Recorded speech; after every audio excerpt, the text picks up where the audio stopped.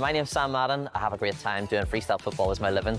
What we're doing here today is freestyle football showpiece where I will perform to music, and I'll also bring up some of the kids as volunteers so they can take part, learn some skills, and we also have some challenges.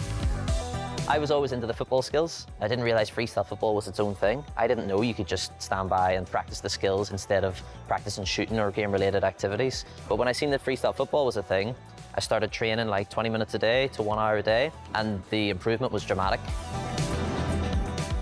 I was in Brazil recently to play 3v3 street soccer. The street football is fascinating because it really is a football-related activity.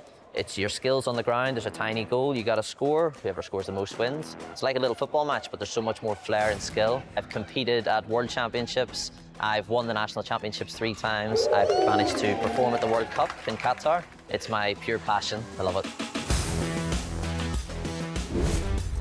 And although these lads have a pretty advanced skill level, there really is no age, too young or too old, to start. I started when I was 11, kids as young as 8 and 9, even younger, getting involved. It's great to see, you know, it's great for the future. I'm James Taylor. I've been doing freestyle for about 2 years now, started when I was around 11 years old. I won the Myanmar Freestyle Football Games for the under-16 category, and I'm just loving freestyle.